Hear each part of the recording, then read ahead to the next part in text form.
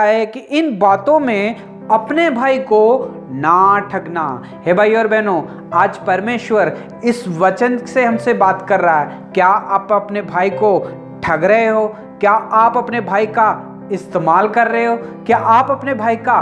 गलत फायदा उठा रहे हो? तो भाई और बहनों, आज परमेश्वर इस वचन के साथ हमसे बात कर रहा है, क्योंकि प्रभु इन सब बातों को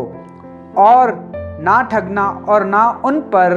दाव चलाना और ना अपने भाई के ऊपर कोई दाव चलाना। हे भाई और बहनों, क्या आप अपने भाई को ठग रहे हो? क्या आप अपने भाई को के ऊपर दाव चला रहे हो? तो भाई और बहनों, आज परमेश्वर इस वचन के द्वारा हमसे बात कर रहा है। सोचो कि एक फैमिली है, एक फैमिली में एक पिता है और उस पिता के जो है 2 बच्चे हैं, और पिता की जो ज़मीन है, जाहिर सी बात है कि पिता के बाद में जो है उन 2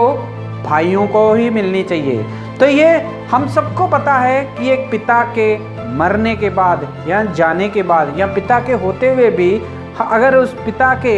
2 बच्चे हैं तो वो जायदाद जो है उन दोनों को जो है आधी आधी मिलनी चाहिए, और ऐसा ही होता है। लेकिन भाई और बहनों, कई भाई लोग जो हैं बड़े ही खराब होते हैं, बड़े ही ठगी करने वाले होते हैं कि अपने ही भाई को कुछ भी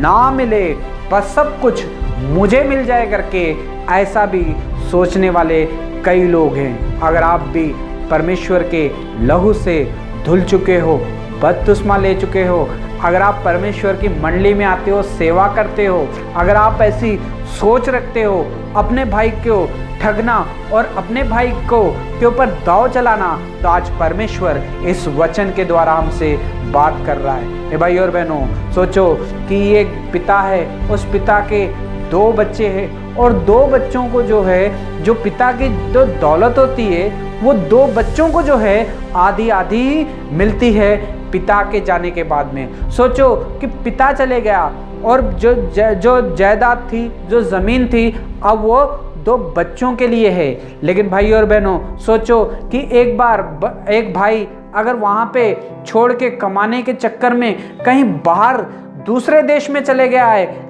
काफ़ी साल से अपने परिवार के साथ वहीं रह रहा है, तो भाई और बहनों, हमने बहुत बार देखा होगा कि जो दूसरा भाई यहाँ पे रहता है वो अपनी जगह पे तो घर बना लेता है, लेकिन जो उसके दूसरे भाई की जगह है उसके ऊपर भी वो कब्जा करके बैठ जाता है और कहता है कि अब ये ज़मीन जो है मेरी ही है। हे भाई और बहनों, फिर जब